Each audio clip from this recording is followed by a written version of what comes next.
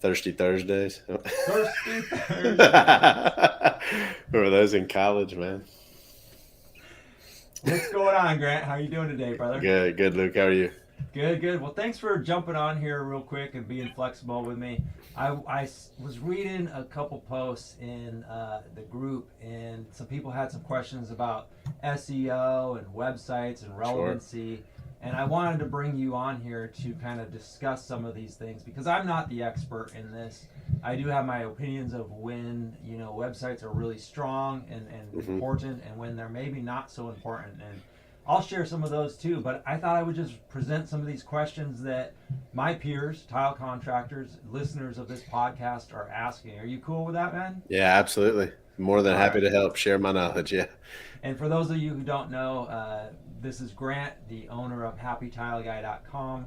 He builds tile contractor websites, very focused on search engine optimization and setting Hmm. it up to get the most leads. So that's what we're attempting to do here.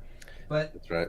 some of the questions that contractors have, I mean, the first thing is really, our website's outdated and has social media replaced websites. What are your thoughts on that?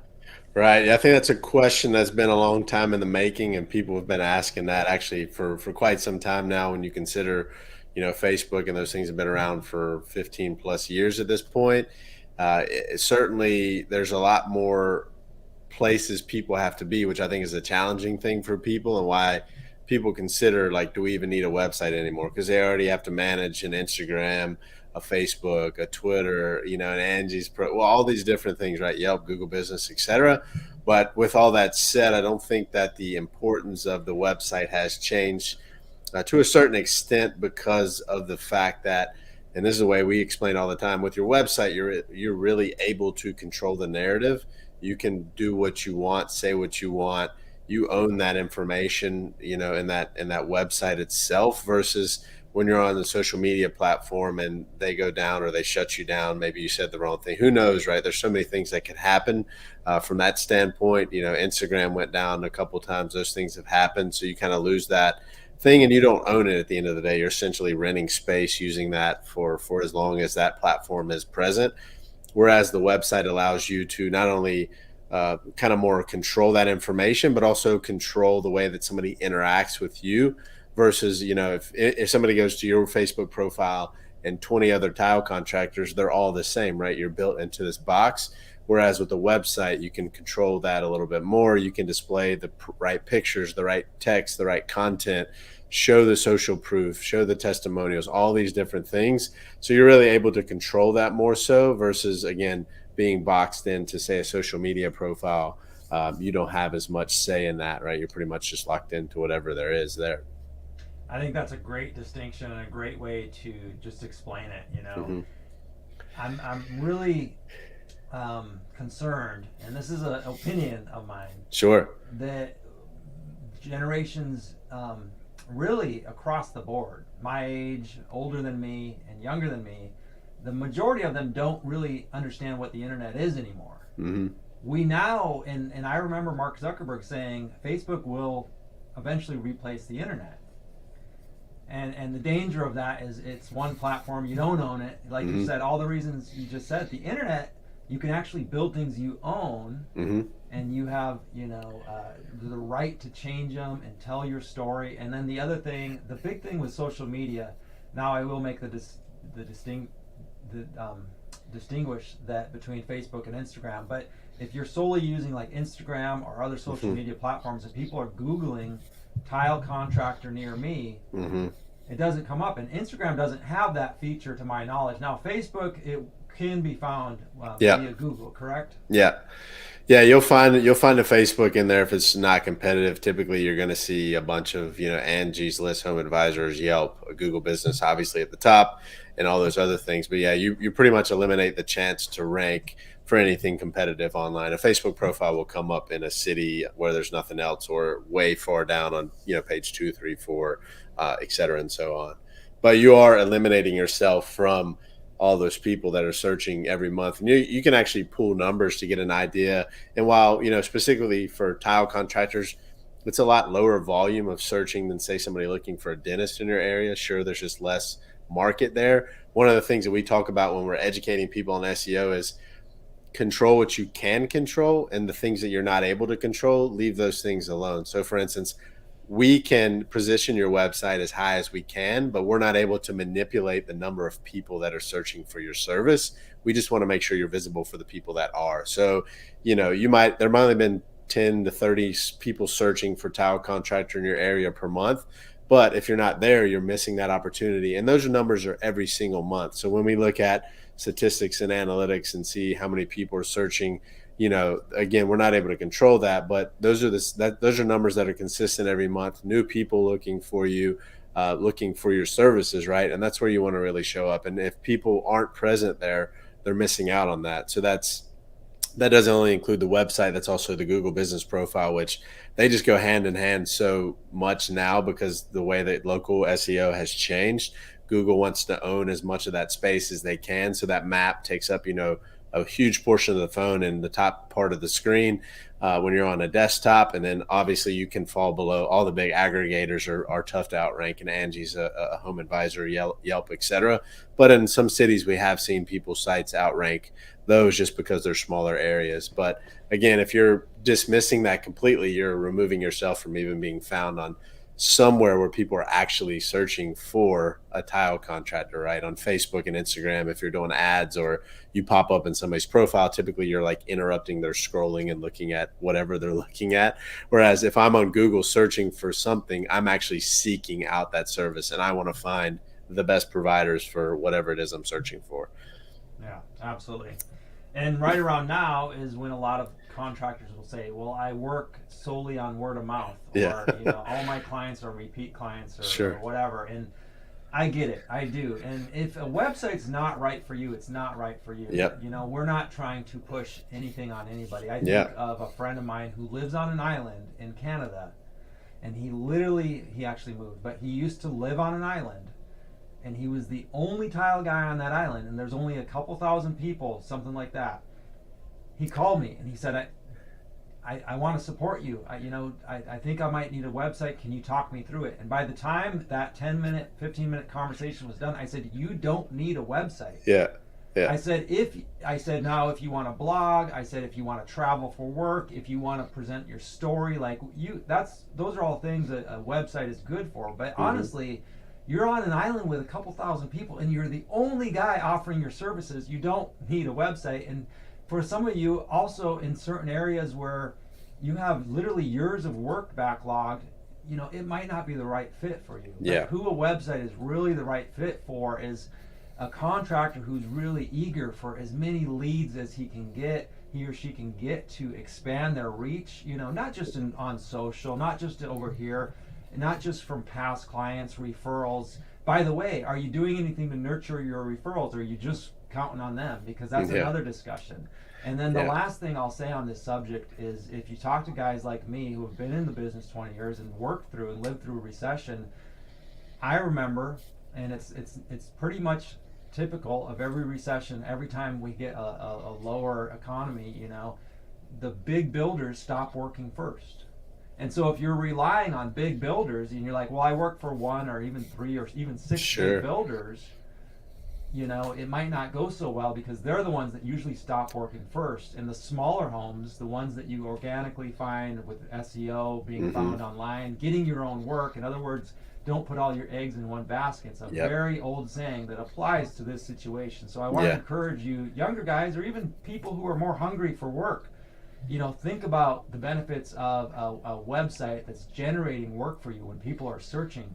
A lot of times you might move into an area. That's a perfect opportunity to launch a website. And even if you're in one area for a long time and you get a lot of referrals, guess what? Other people move into your area. They don't have a referral network, and they're buying a home. They're literally buying a home, and they're going to Google saying, who is the best contractor? Who is a tiler? Who is a remodeler in my area? And then people with websites get found. Yeah. Yeah, absolutely. And I agree with you. Don't put all your eggs in one basket. If it's worked for somebody for 20 something years, that's great for them. Hopefully it continues to. And some people might be completely comfortable where they are, just cruising their way to whatever their goal is, right? And to each their own for that. The website, like you said, it gives you a chance to tell your story, to show your work, to showcase yourself, to stand out. And we always talk about credibility. It's a huge factor. People talking about in your group, obviously TileMoney, they want to charge more, they want to charge what they're worth. Are you backing that up with actually presenting yourself as the top of the line guy? Do you have the best pictures? Do you have the best website? Do you have the best presence, customer service, interactions, etc.? What are you doing to make sure that you're there and that you can command the top dollar, and showcase that? And while some people might say it's just a website, at the end of the day, like it's a credibility factor. It's a subconscious thing when we're judging people. I know for me and my wife that aren't in the industry, if we're out looking for a contractor, not only are we going to look in the mom groups on Facebook and Google Business, we're also going to search and look at their websites. We want to see the type of work they've done, how long they've been in business, type of certifications they have. We want to know all that. We want to know who they are. These people are going to be in and about in our house. I want to know who this person is, right? And the website, people often overlook too. It is the home base for everything, right? Business card, printed materials, online, everything points back to your website. And then from there, they should be able to do whatever they want. Learn, educate themselves on your blog, contact you, request a quote, read about your services, read about you, see pictures of your work. All that stuff should be present and available on your website. Yeah, this credibility and education piece to it is so huge, because if you're writing blogs, I mean, we have writers, we have writers for Happy Tile Guy clients, and then some of our clients write their own blogs, and some of them do a mix, and then some of them don't do anything. The ones that are really grabbing our blogs and putting them on their websites or making them their own or coming up with their own, they're outperforming other websites, even within our network. The more content, the more times you update, and not only is it helping with the search engine optimization, moving you higher up that Google search being found, but it's adding credibility. It's adding to your knowledge, and you're saying to the world, you're literally publishing on a website you own, this is who I am, this is what I do. When people are looking to spend 10, 20, multiple 5 figures on a remodel, and a lot of that goes to tile, they're looking for the best tiler they can find. And when they find your website and when they start reading through it and seeing the content that you're producing, and they might go to social, maybe they find you on social and go there, or maybe they find your website first and then go to social, so it all works together harmoniously.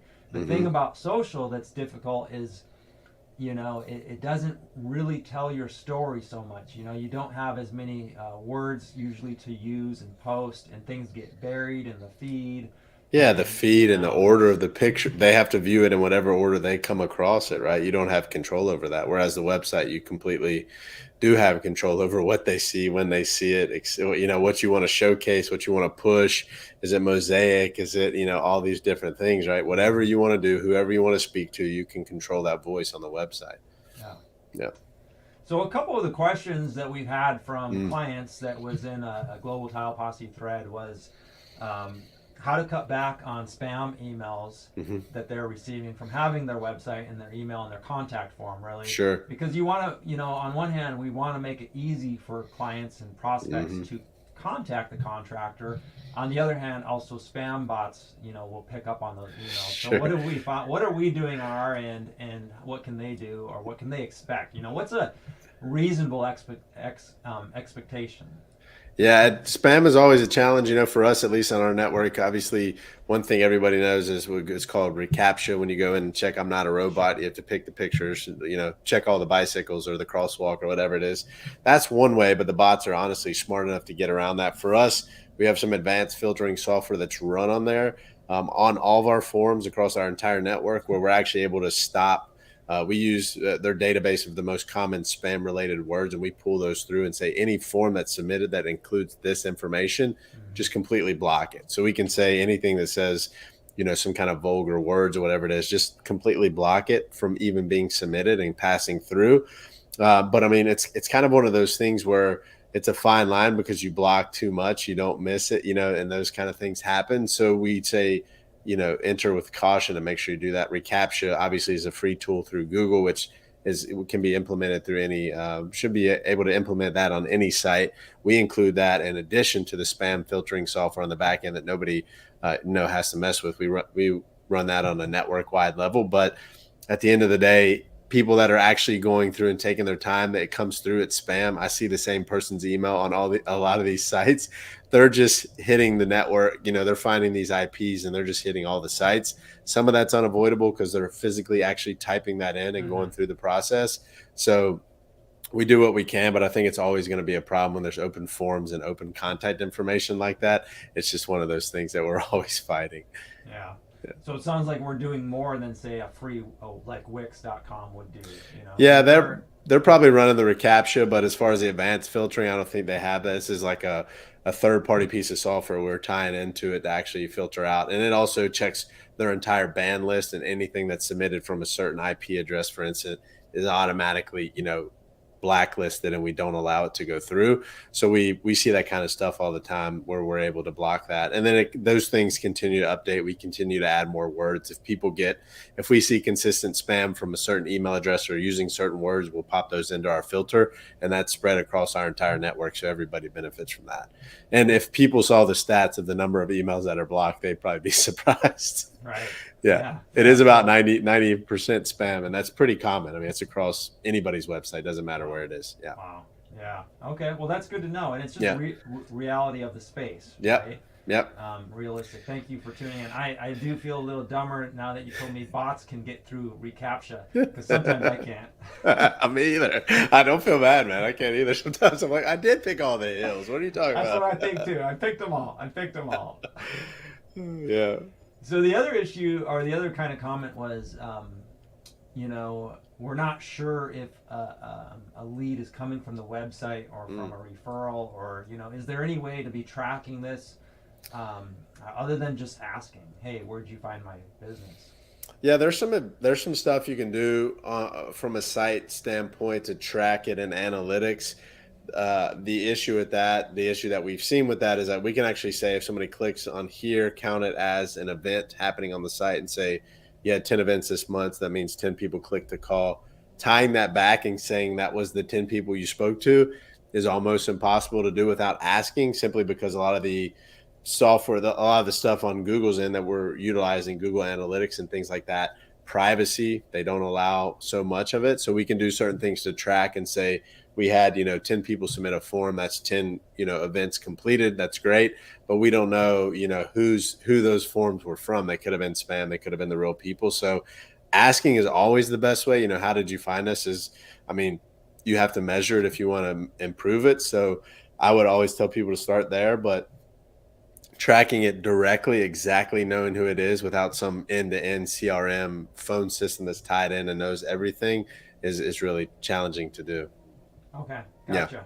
So basically, it might be easiest just to ask. Yes. And then have your Absolutely. own system for Yeah. that. And usually once you've established a relationship with somebody and you're going to probably work with them, it's easy enough just to say, hey, we're always trying to improve. We'd love to know how you found us. Was it a Facebook group? Was it Google? Was it Google My Yeah. Business? And they might just say Google. You don't know if that's Google My Business or if that's your website. You're hoping that that's both, or that they went from Google Business to your website. Regardless, at least that point, your online marketing, your Google SEO is working there for you. Well, this is a really good point. I mean, when I talk about know your numbers, I mean, I think a Yeah. lot of people, and even myself, we think predominantly of the money, right? Yeah. But there's so many more numbers to track and be aware of in business. How many leads are coming in and where are they coming from? That way, oh, if I'm getting a lot of leads from Facebook, maybe it's time to spend some more money on Facebook. If I'm getting a lot of leads from my happytileguy.com site, maybe it's time to really reflect. I mean, we can boost it. You can do more things. In other words, if something's working, do more of that. Yeah. To nurture those types of leads. And then the other thing that's really important is, tracking closing rates, tracking, the amount of calls, the amount that you're selling, because Yeah. you need to really understand that, which is very valuable. So there's so many numbers to track. And, I really appreciate your partnership in happytileguy.com. I mean, I hear pretty much nothing but good from our clients. And we've been around, I think, partnered 3 years, Grant. And, man, it was one of those things that I really wanted to tackle first with you, and I really sook you out, and researched you and your business and the business model, because honestly, in my experience, I've purchased several websites, and expensive ones too. You know, it cost Hmm. me a lot of money. One thing I noticed was the landscape was changing so rapidly. I was like, man, I just want a subscription service so that somebody keeps this up to date, because every Yeah. couple of years I don't want to be hit with, hey, your website's outdated, we need more money. Yeah. You know, I would rather just pay you a little bit at a time. And so that's what you're doing for our clients, and I really appreciate it. They really appreciate it. I do want to let everybody know, though, that prices are going up January 1st. We're raising Right. our prices due to some, increases in pricing, and just, we want to provide more value as well. So what Yeah. we're going to be doing is providing more value, spending a little more time on the back end, and assisting. And then we have levels of service as well, don't we now? Yeah, we're exploring some different levels to for those people that want to put a little bit more money into it. And to be upfront, the people that are already on the platform, your pricing won't change. Thank you. As far Yeah. as that, yeah, yeah. So the price will be increased on the initial setup fee to help offset some of the costs that we were associated with the hands-on that we're doing. We're going to try to add in some more personal touches, some more communication when you sign up, maybe a meeting with myself or something like that, so we can kick the website off. We want to get these things cranked out and online as fast as possible, so people can start benefiting from it. In addition to that, like you said, the different levels of service, we want to help offload more things and help people drive more business. So we've been working with some people looking at ways to expand the footprint of the business through what we're calling an SEO boost, or for lack of a better word, just trying to make you visible in more areas. Because the challenge with like a Google business is that when you enter that in, most people use their home address, they hide it, but Google anchors you to that city or that township, whatever it is. We want to expand your footprint, and through Google, you can add the different areas you service, but typically you're only going to pop up in that main city, or the suburb of a big city there. So we want to expand that, and through the boost, we're able to kind of target these individual areas in order of importance based on what you say. We're looking at that. And then in addition to that, we're going to look at some Google My Business Management, to help people keep their profiles updated, posting new pictures, posting information, to keep it present, to keep you at the top, and give you a script to help send to clients that you just finish the projects on, to get more reviews. Because at the end of the day, we know those things are so closely related and they work so well together. We, again, just want to offload that off people's plates so that they can focus on laying the tiles, setting the relationships, whatever that looks like for them, whatever they're best at or enjoy the most. And we want to do the other part for them. Nice. So this is really exciting. I'm excited to be, rolling out with this. It's something we've been talking about a while, and I know you've been working on the back end, and I appreciate the way you approach things. Really getting everything honed in, and Hmm. really polling. We've been talking to our clients, talking to tile contractors. So Yeah. I know this is going to be helpful for a lot of people. And again, thank you, Grant. And tile friends, if you want to take advantage of 2022's prices, do so now. Yeah. It's a good time to spend $500, tax right deductible, of course, and then you're locked in at the which is $99 a month right now, Yep. for the for the upkeep and the hosting of your website, of your URL. So, Hmm. all right, Definitely. brother. Well, thank you for answering those questions. Anything I missed you want to add here at the end? No, that was great. I love the questions. Anything people have, it's always good to hear people's feedback or pushback or questions that they have. Are always great to see the reason why people don't want to have a website or don't invest in or don't see the value in it, right? So all we can do is educate people and hopefully provide them with enough information to make an educated decision. It's not always right for people. We get that. We're not here to serve everybody. We want to serve the people that want to work with us. So we're excited to do that. And if anybody has questions, they can always find me through TileMoney, support at happytileguy.com. If you just want to email me, if you go to Happy Tile Guy, you can schedule a call with me just to chat. If you have questions, we have multiple calls a week, just chatting with people, seeing if we're a good fit, seeing where they are, and trying to help them out. So yeah, anything we can do to help, please let us know. Absolutely. All right, Grant. Well, thanks again, and You have a got it, good Luke. evening, brother. Take care. You too.